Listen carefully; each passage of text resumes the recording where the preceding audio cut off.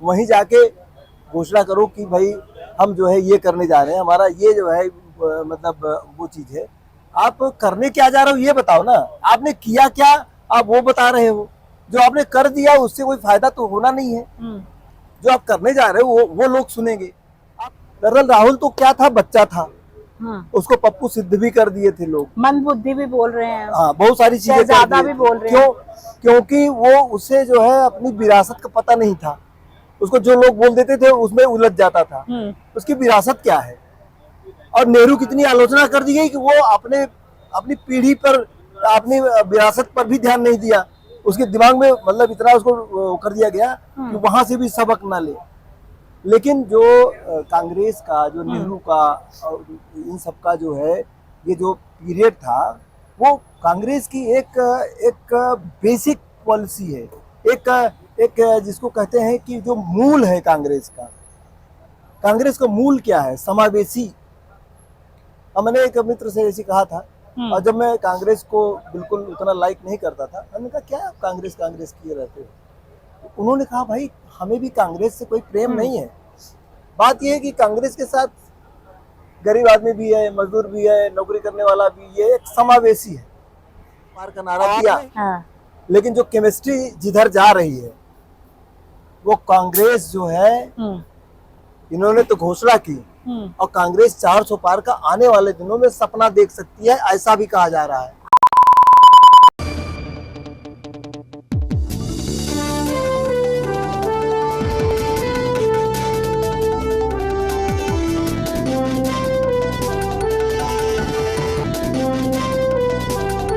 नमस्कार दोस्तों, बहुत बहुत स्वागत है आपका न्यूज़ से। आपके साथ मैं हूं सवेरा छावला और इस वक्त मैं मौजूद हूं नोएडा स्टेडियम में। नोएडा स्टेडियम जो है नोएडा सेक्टर 21 के पास पड़ता है और यहाँ पर ये अपनी खूबसूरती के लिए जाना जाता है। तमाम लोग यहाँ पर, बहुत सारे जो खिलाड़ी हैं यहाँ से निकलते हैं। बहुत सारे स्पोर्ट्स में यहाँ से बच्चे बहुत एक्टिव हैं और ये बहुत बड़ा पार्क है, आप यहाँ देख सकते हैं। लोग वॉक करने के लिए यहाँ पर आते हैं, तो हमने भी सोचा क्यों ना आज यहाँ आया जाए। और यहाँ की जो सबसे खूबसूरत चीज़ जो हमें लगती है वो है ये एक खूबसूरत छोटा सा प्यारा सा रेस्टोरेंट है।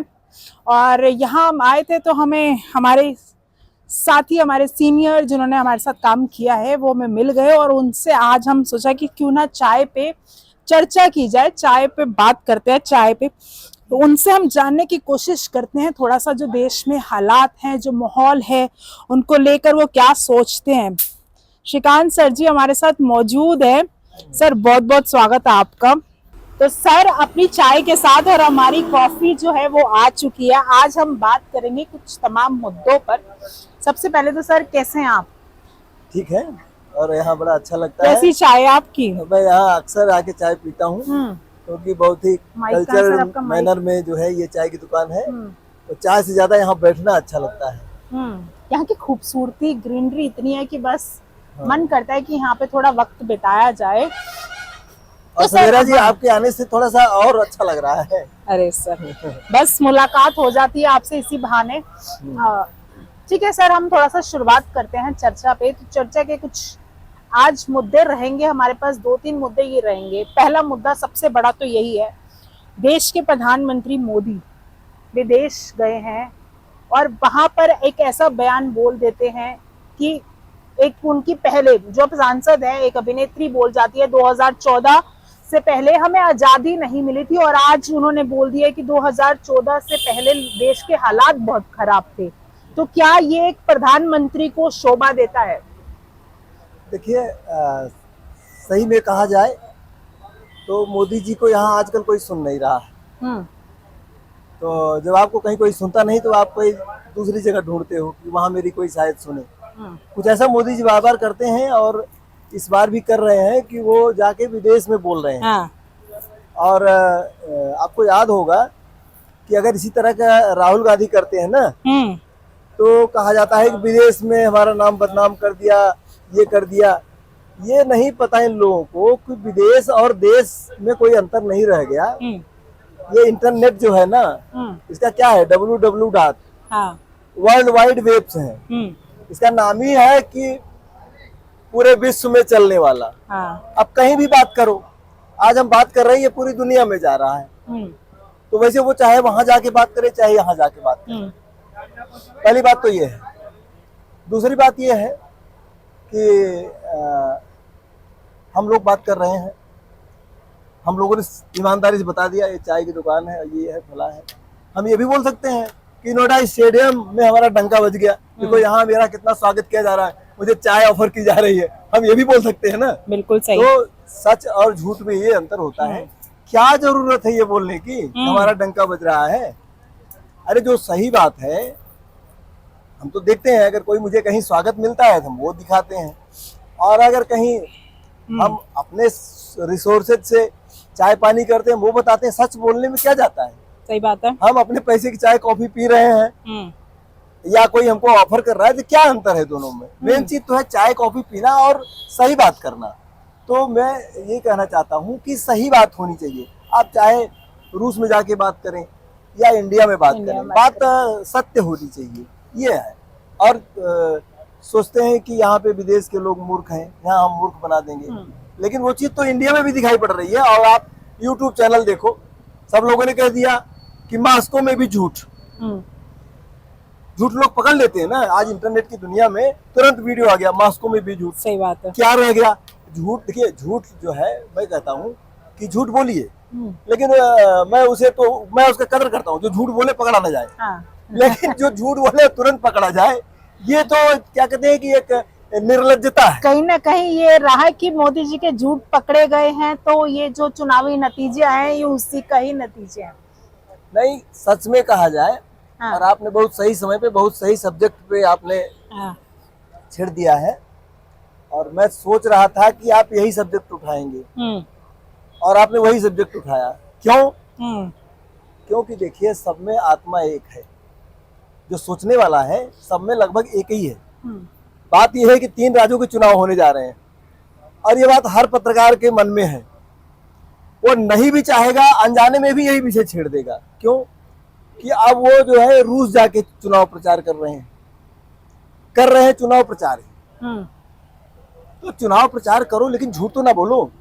वहीं जाके घोषणा करो कि भाई हम जो है ये करने जा रहे हैं, हमारा ये जो है मतलब वो चीज है। आप करने क्या जा रहे हो ये बताओ ना। आपने किया क्या आप वो बता रहे हो। जो आपने कर दिया उससे कोई फायदा तो होना नहीं है। जो आप करने जा रहे हो वो लोग सुनेंगे। आप करने क्या जा रहे हो ये आप बता नहीं रहे हो। आपने क्या क्या किया, पहले सब गड़बड़ था। लेकिन अब वो 2029 की तैयारी कर रहे हैं सर। सर आपका माइक का है।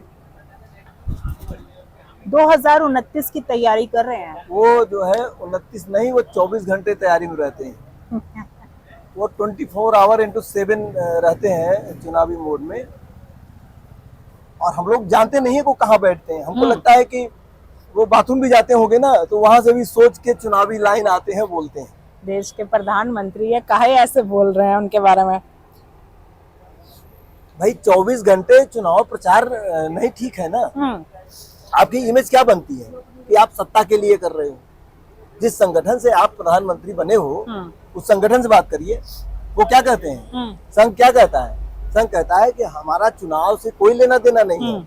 हम जो है अच्छे व्यक्तित्व का निर्माण करते हैं, जो कहीं भी जाए, किसी भी पार्टी में जाए, कहीं भी जाके पॉलिटिक्स करे, वो अच्छा व्यक्ति हो। आपको संघ का तो लिहाज रखना चाहिए ना। संघ ने आपका निर्माण किया है। अच्छा, तो संघ का लिहाज पे टारगेट योगी जी पर भी है क्या? अब देखिए एक कहावत है ना, योगी जी की जब आप बात कर रहे हैं ना, तो देखो युद्ध समाप्त हो जाते हैं। युद्ध ज्यादा लंबे नहीं चलते हैं, युद्ध बंद हो जाते हैं, लेकिन शीत युद्ध बंद नहीं होता। और जो योगी जी के साथ शीत युद्ध चल रहा है, ये बंद होने का नाम नहीं ले रहा है। और आने वाले दिनों में देखिएगा कि बहुत कुछ सामने आएगा, क्योंकि 2027 में विधानसभा का चुनाव है। तो विधानसभा में आप ये जान लो कि उनके लिए 2029 से ज्यादा इम्पोर्टेंट ये विधानसभा चुनाव है। और ये योगी जी के लिए भी है। 10 विधानसभा क्षेत्रों में यूपी में भी उपचुनाव होने हैं। तो अभी जो योगी जी के लिए कहा जा रहा है कि जो बीजेपी की हार हुई है यूपी में, उसके लिए योगी जिम्मेदार है। योगी कह रहे मैं कैसे जिम्मेदार हूँ? मैंने 100 कुछ नाम दिया था टिकट के लिए, उसमें से हमने 10 को टिकट दिया, वो 10 जीत गए हैं। जो मेरा कहना नहीं माने हार गए तो मेरी कैसी जिम्मेदारी है।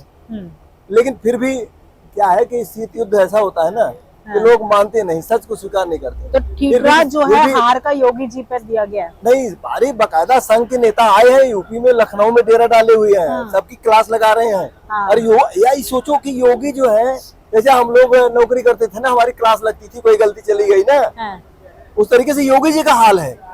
वहाँ पे उनकी क्लास लगाई जा रही है, वहाँ बैठा के पूछा जा रहा है कैसे हार गए, क्यों हार गए। और उसका कई बार ऐसा होता है, आपने तो भी नौकरी किया होगा, हमने भी नौकरी किया है, कई बार ऐसा होता है कि हमारी बात सही होती है लेकिन हमारा बॉस जो है हमसे नाराज रहता है ना, तो वो हमारी सच बात को भी तोड़ मड़ोड़ के हमारी गलती निकाल देता है, कहता माफीनामा लिखो। वो चीज योगी जी के साथ चल रही है और योगी जी को हटाने की पूरी कोशिश चल रही है। और नहीं भी हटे हैं तो अमित शाह के सारे शागिर्द जो है योगी जी के इर्द गिर्द है। हमारे ऑफिस में ऐसा होता है, आपके बगल वाली सीट में उसको बैठाया जाएगा जिससे आपकी बिल्कुल नहीं पटती है। ये सब राजनीति तो हर जगह है सर। मुद्दे पर आते हैं, जिस मुद्दे पर हमने शुरुआत करी है। इंटरनेट पर 2 तस्वीरें वायरल हुई हैं, एक प्रधानमंत्री मोदी के विदेश दौरे की, तो दूसरे राहुल गांधी जो देश का दौरा कर रहे हैं। वो हाथरस गए, अलीगढ़ गए, तो वो जगह जगह जा रहे हैं। मणिपुर गए, तो कैसे देख रहे हैं? मणिपुर जाने के बाद भी लोग उन्हें ट्रोल करने शुरू हो गए हैं। तो ये जो दौरा है, वहीं बीजेपी नेता चुनाव से पहले ये बात करते थे कि राहुल गांधी इटली चले जाएंगे और अब तो मोदी जी गए हैं। कैसा देखते हैं आप? सवेरा जी, आप कॉफी को फिनिश कीजिए, मैं बता रहा हूँ। थोड़ा लंबा ये मेरा रहेगा, बीच में सवाल की जरूरत नहीं आएगी। आप कॉफी पीते रहो और जवाब अपना सुनते रहो।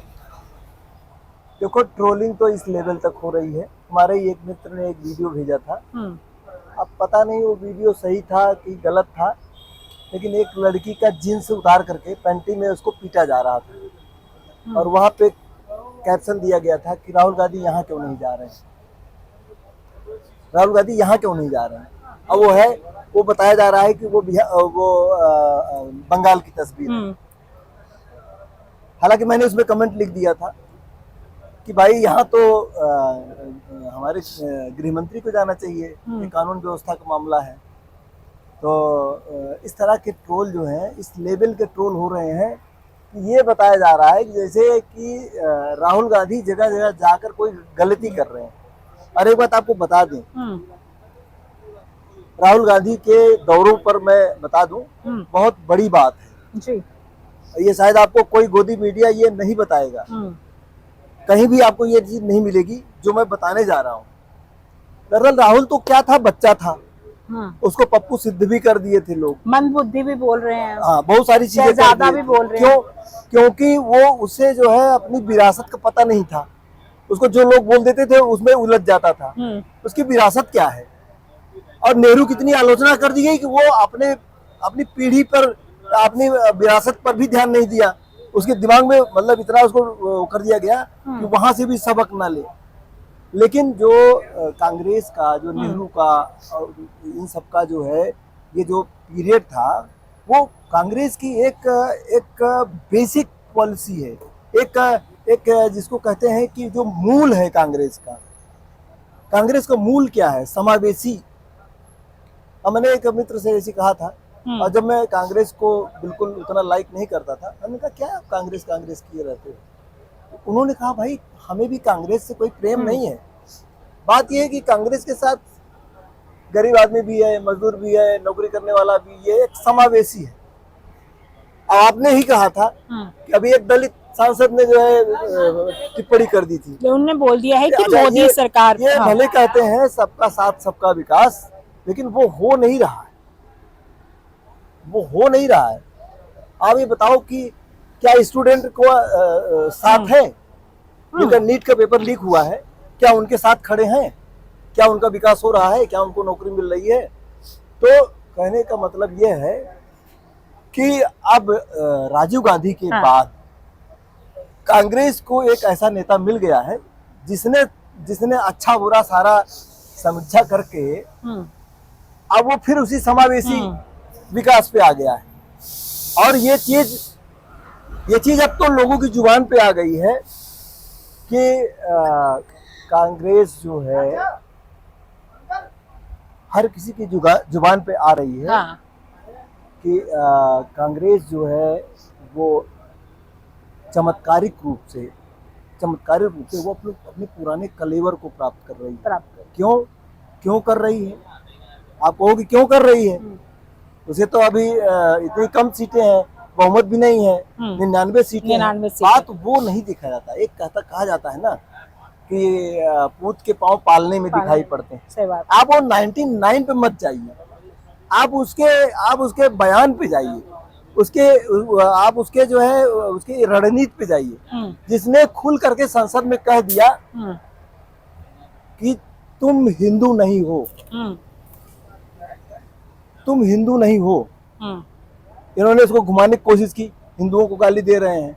उसने रिपीट करके कहा कि भाजपा संघ हिंदुत्व जो है यहाँ तक सीमित नहीं है, हिंदुत्व कुछ और है और हिंदुत्व के ठेकेदार कुछ और है। उसके बाद लोग ये टिप्पणी कर रहे हैं कि उन्होंने पहले हिंदुओं को ही टारगेट किया, बाद में उसको कवर अप करने के लिए उन्होंने बीजेपी पर बोल दिया। नहीं, ये जो है ये जो है ये इनकी आदत है कि ऐसी जगह कट मारते हैं ना, कोई भी बोल रहा हो, कट मारने के बाद उसका अर्थ बदल जाता है। तो इन्होंने कहा कि ये अब सदन में सब लोग खड़े हैं ना, तो ऐसे बोला, ये जो लोग अपने को हिंदू समझते हैं, नफरत फैलाते हैं, ये जो लोग एक को हटा दिया, जो लोग अपने को हिंदू समझते हैं ये कर दिया। ये तो भाजपा की पुरानी आदत है। और ये तो वो आलू सोने वाली बात हो गई। हाँ, ये तो लेकिन देखो उस समय क्या था ना कि दरअसल क्या है कि जो ट्रोल करने वाली आर्मी है ना वो बहुत सीमित है। और मैं तो कहता हूँ कि इनके पूरे सपोर्टर सब मिला करके बस चुटकियों में है, लेकिन जो असली वोटर है जिसने इनको 240 पिला के खड़ा किया वो बोलता नहीं है। ये जो हम लोग बात कर रहे हैं ना, ये हमारा प्रोफेशन है, हमें बात करना चाहिए। हमारा कर्तव्य है बात करना, डिस्कस करना, एक मैसेज देना समाज को। लेकिन जो इनको 240 बुलाया है वो कुछ नहीं बोलता, वो कुछ नहीं सोचता, उसके अंदर सारी बातें पहुंच जाती है और उसी के हिसाब से वो डिसीजन लेता है। कर्नाटक से सांसद है रमेश जिलानी जी, उन्होंने बोला है कि मोदी जो है, मोदी सरकार वो दलित विरोधी है। और आप ये देखेंगे कि पहली बार मोदी कैबिनेट से कोई बोल रहा है, मोदी के सरकार के कोई नेता आकर मोदी के खिलाफ बोल रहा है। हालांकि 2014 से लेकर अब तक कोई भी मोदी सरकार में से आवाज उठाने की हिम्मत नहीं रखता था। तो इसे कैसे देखते आप? देखिए, ये कभी भी दलित समर्थक नहीं रहे। इन्होंने दलितों को बेवकूफ बनाया, ठीक है। और कोई भी जो बड़ा नेता हो, यहाँ तक कि मायावती भी दलितों के लिए उन्होंने क्या किया। तो देखिए, दो ही तरह की पॉपुलेशन है, एक गरीब है, दलित तो उन्होंने शब्द रख दिया। अगर देखा जाए कि हमारे घर में चूल्हा जलने में दिक्कत आ रही, हम भी दलित हैं, उसको जात से मत जोड़िए। और दलित इसलिए थे, दलित मतलब जिसको दला जाए, जिसको दबाया जाए, रगड़ा जाए, दलित मतलब। क्या आज अगर कोई ब्राह्मण है, कोई क्षत्रिय है या कोई और दूसरी जात का है, अगर वो कमजोर है, उसके पास पैसा नहीं है, उसको नहीं दबाया जाता, उसको दला नहीं जाता। तो दलित तो बड़ा व्यापक शब्द है, लेकिन जो दलित परिभाषित है उसके साथ जो है उसे वोट बैंक के रूप में इस्तेमाल किया गया, उसके साथ कभी नहीं खड़े हुए। और ये जो है क्या कहते हैं कि जो संघ है वो संघ से या भाजपा से सवर्ण थोड़ा खुश हो सकते हैं कि सवर्णों की पार्टी है और ये ठाकुरों की पार्टी है, ये इनकी पार्टी है। लेकिन ये खुश होने की जरूरत नहीं है, क्योंकि ये कर क्या रहे हैं। अगर सवर्ण भी देखें, कोई भी देखे, तो भाई लाखों करोड़ रुपया आप कुछ कंपनियों को दे रहे हो और आप जो है पेपर लीक करा दे रहे हो नौकरी।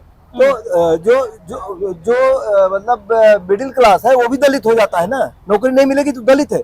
अगर किसी के घर में नौकरी नहीं है, उसको इस नोएडा जैसे शहर में रहना हो, यहाँ वो दलित है।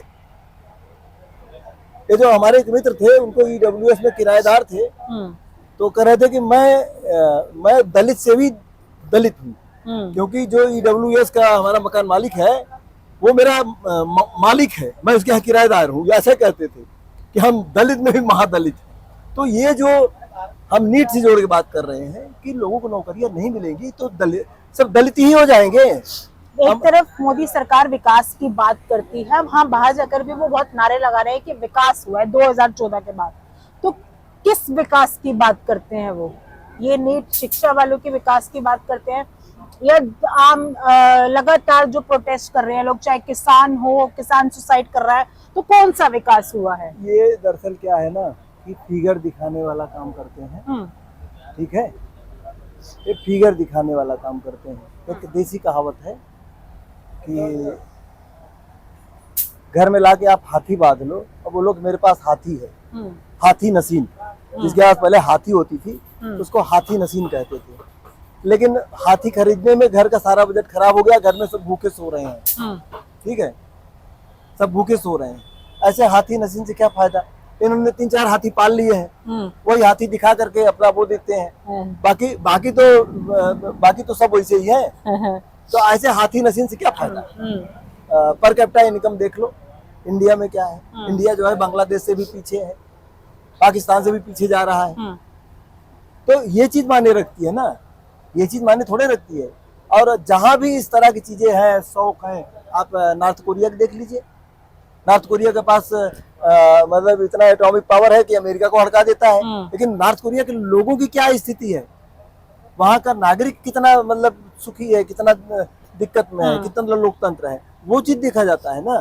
तो एक नीति शास्त्र में एक सिद्धांत होता है कि अधिकतम लोगों का अधिकतम सुख, ये नैतिकता है। लेकिन कुछ चुने चुने 4 लोगों का सुख, बाकी लोगों का दुख, ये कौन सी नैतिकता है? और इसी नैतिकता पे ये चल रहे हैं, यही दिखाते हैं कि देखो हमारे यहाँ कितना खुशहाली है, ये किए। तो खुशहाली तो भाई आपके उद्योगपतियों के यहाँ है ना, उन्हीं के घर का वीडियो दिखा दो। बाकी आप यहाँ की झुग्गी झोपड़ियों में ना आओ, उन घरों में ना जाओ जो बिना नौकरी के जो अपना जीवन यापन कर रहे हैं, जिनके घर में सुबह शाम चूल्हा जलाना चुनौती हुआ है, तो वो तो आप दिखा नहीं रहे हो। आप तो वहीं पे, आपका कैमरामैन भी वहीं खड़ा होता है, उसके लिए तो क्या कहते हैं कि अछूत हैं दूसरे लोग। आम आदमी की खबर ना वो लेता है, आपका मीडिया लेता है ना, आपको खबर लेते हो। फिर जाके अगर आप अपने को बताते हो भारत बदल रहा है, भारत 3 ट्रिलियन इकोनॉमी हो गया, तो उससे आम आदमी को फायदा क्या होगा? चलिए चर्चा को हम थोड़ा सा समाप्त करेंगे एक आखिरी सवाल के साथ, और वो सवाल ये है कि एक तरफ ये विवाद लगातार तूल पकड़ता जा रहा है कि राहुल गांधी का जो हिंदू बयान है, उससे पहले भी हमने आपसे चर्चा करी, भाई अब भी लगातार लोग ना राहुल गांधी को हिंदू विरोधी मान रहे हैं। तो क्या ये सही है? क्या सोचते हैं आप इसके बारे में? आखिरी आपकी क्या राय? देखिए, राहुल गांधी ने इनका, इससे पहले एक थोड़ा सा और बता दूं, कर्नाटक के एक विधायक ने ये बोला है कि राहुल गांधी को संसद में बंद करके थप्पड़ मारा जाए। तो ये क्या ये वही हिंदू वाली बात राहुल गांधी की सही साबित होती है इस बात को लेकर? हाँ, दरअसल क्या है ना कि राहुल गांधी को हिंदू विरोधी कह करके एक बहुत बड़े समुदाय का जो है इनके राहुल गांधी के खिलाफ किया जा रहा है। लेकिन देखिए, जो चुनाव होता है ना, ये गलत कैलकुलेशन कर लिए, ये गलत कैलकुलेशन कर लिए। जैसे मैं आपको बताऊं, आप ये सोचो कि 140 करोड़ जनता है, ठीक है, आप ये सोचो हमको लोग 1-1 रुपया दे दें तो आपके पास कितना हो जाएगा? 140 करोड़। 140 करोड़। लेकिन क्या 1-1 रुपया देंगे लोग? 1 रुपया भी नहीं देंगे। आप किसी से कहते 1 ही रुपया तो है, दे दो, हाँ, लेकिन नहीं देंगे। क्यों? क्योंकि उनकी इच्छा नहीं है। तो उसी तरीके से ये सोचते हैं कि जो हिंदू है वो 1-1 वोट देगा तो हम तो जीत जाएंगे, ये गणित लगाते हैं। अच्छा, अंक गणित हमेशा सही नहीं होता है। आपको बड़ा रोचक उदाहरण बताऊं कि एक गुरु चेला थे और जा रहे एक नाला पार करने जा रहे थे। नाला पार करने जा रहे थे तो उसमें बच्चे थे, महिलाएं थी और सारे लोग थे। तो कहा भाई इस नाले का जो है ना मेजरमेंट कर लिया जाए, तब इसको पार किया जाए, नहीं तो लोग डूब जाएंगे। तो उन्होंने नापा तो नाला कहीं जो है 7 फीट गहरा था और कहीं जो है 3 फीट गहरा था, कहीं 1 फीट गहरा था। सारा उन्होंने नाप लिया, सारा नाप के उसका मिडिल निकाल लिया। मिडिल निकाला तो पता लगा कि ये नाला जो है 6 फीट गहरा है। अब बच्चे सब पार कर लेंगे। तो अब उसमें क्या हुआ, वो औसत जो है मतलब 2 फीट आया। तो 2 फीट उनका बच्चा था, आज ठीक है यार औसत 2 है तो डूबेगा नहीं। हाँ। जब पार करने लगे जब 7 फीट आया तो डूब गए। तो कहने का मतलब कि हर जगह अंक गणित काम नहीं करता है, और वो जिसको कहते हैं कि वो केमिस्ट्री जो है वो काम करती है। ये केमिस्ट्री पे ध्यान नहीं देते हैं, ये केवल गणित पे ध्यान देते हैं, और इसीलिए इनका गणित फेल हुआ है, क्योंकि हर वर्ग इनसे नाराज हो गया। और खास तौर से जैसे कि ये 40% 35% वोट पे ये सरकार बनाते रहे हैं, तो इन्होंने कहा कि हमारा ये तो फिक्स है, ये फिक्स है, और आगे आएगा तो हम 400 पार हो जाएंगे। और आपको मैं बता दूं, इन्होंने 400 पार का नारा दिया, हाँ। लेकिन जो केमिस्ट्री जिधर जा रही है वो कांग्रेस जो है, इन्होंने तो घोषणा की, और कांग्रेस 400 पार का आने वाले दिनों में सपना देख सकती है, ऐसा भी कहा जा रहा है। आखिरी लूंगी सवाल, 2029 में क्या कांग्रेस कमबैक कर सकती है? कमबैक की बात नहीं हो रही है, बात ये हो रही कि 2029 में कांग्रेस 400 पार का, कांग्रेस का चरित्र ऐसा नहीं है को कहे कि भाई राहुल गांधी 412 सीटें लाए, कभी नहीं बोले कि हम 400 पार आ रहे हैं। हाँ। तो कांग्रेस को ये नहीं कहा जा रहा, कांग्रेस भी ये नारा देगी, कांग्रेस 400 पार के सपने देख सकती है 2029 में। ये जो है केमिस्ट्री, ये चीज चल रही है आज। कांग्रेस 400 पार का सपना देख सकती है। वहीं आज हमने बातचीत करी, एक तरह से राहुल गांधी जो देश के दौरे पर हैं, तो वहीं प्रधानमंत्री मोदी विदेश दौरे पर हैं, जो वहां जाकर उन्होंने देश के खिलाफ या इस तरीके की जो टिप्पणी करी है कि 2014 से पहले देश के कैसे हालात थे, आपको क्या लगता है उस टिप्पणी को लेकर, क्या सोचते हैं, हमें कमेंट करके जरूर बताइएगा। फिलहाल इस वीडियो में इतना ही। जय हिंद, जय भारत।